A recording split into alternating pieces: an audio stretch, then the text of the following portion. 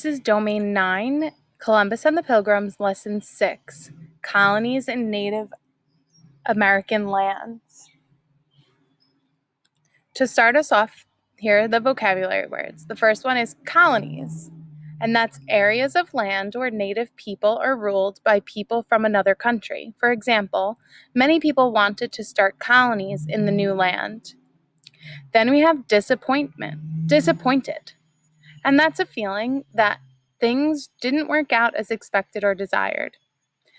For example, we were disappointed when the ice cream truck didn't come down our street. Explorers, and those are people who travel to unknown places.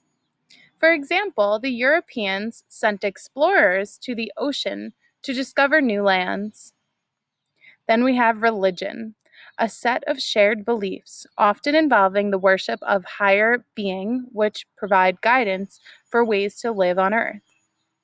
For example, Martha says her daily prayers as part of practicing her religion. Then we have refused, and that's declined to do something. For example, my brothers refused to put his boots on before he went out to play in the snow. So now we can start our read aloud for today. And again, our read aloud is called Colonies in Native American Lands. Do you remember which country's king and queen helped Columbus sail across the ocean from Europe? That's right, it was Spain. Columbus was one of the first explorers to visit what they called the New World. Explorers traveled to unknown places to find or learn new things. But after Columbus's voyages, many other countries in Europe began sending their own explorers, hoping to find gold and jewels. Their men sailed westward from France, Portugal, the Netherlands, and England. For the next 100 years, European explorers and their ships sailed back and forth across the Atlantic Ocean, exploring the continent of North America and updating their maps based on their discoveries. As time passed, the Europeans began to build colonies in America. Europeans began to settle in the various places in America. Colonies are lands ruled by another country. Describe what you see in this picture. The boats are heading in the Atlantic, right? Or on the ocean somewhere. So, years before, Columbus tried to start a colony in Hispaniola by claiming that the land he discovered belonged to King Ferdinand and Queen Isabella. Now, 100 years later, other Europeans were doing the same thing. In 1607, the English people started one of the first colonies in the New World. They named it Jamestown, after their ruler, King James I. King James was well liked by the English people, but sometimes he used his power badly. As head of the Church of England, King James declared that everyone in his kingdom must share his religion or beliefs. They must all attend the Church of England, the king's church, and pray as the king prayed. The English people had no choice. Do you think that this might have made some people unhappy if they had some different beliefs than the king? Probably. Now, most people in England followed the king's command, but there were some English people who did not.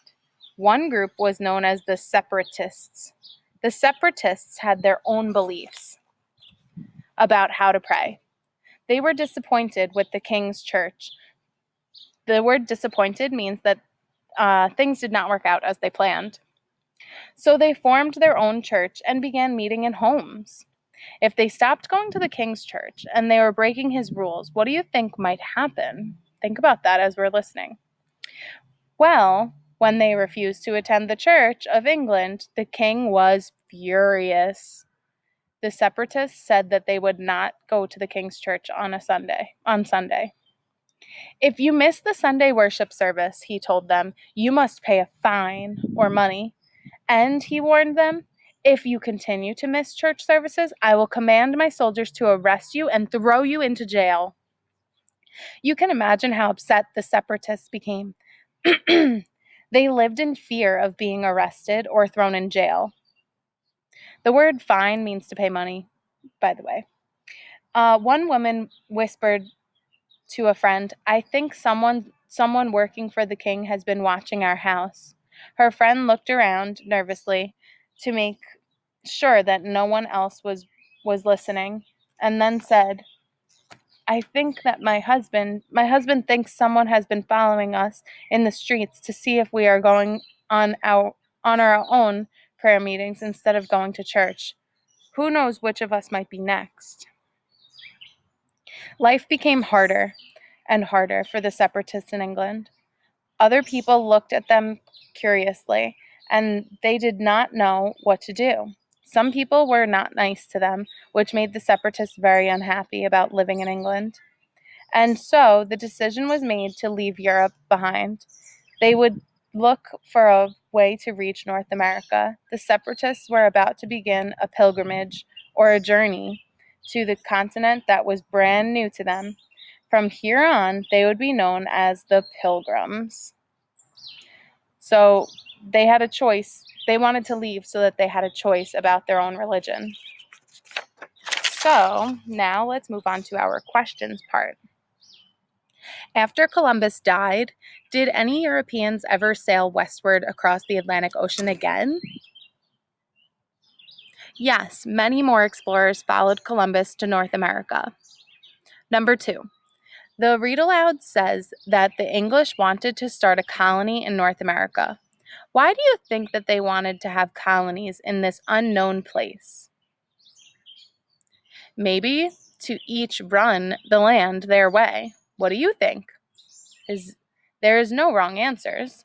It's just what you think. Number 3. What rule did King James have that the separatists did not like? Yeah, he commanded that everyone practice his religion. They had to attend his church, the Church of England, and pray like he did. Number 4. How did the separatists anger King James? They refused to attend the King's Church of England. Number 5. What happened to people who wouldn't go to the Church of England? They had to pay the king money and risk being arrested. So those were our questions for today's quick read aloud. This is the end of Read Aloud 6, Colonies in Native American Lands, from Domain 9, Columbus and the Pilgrims. Thanks for listening.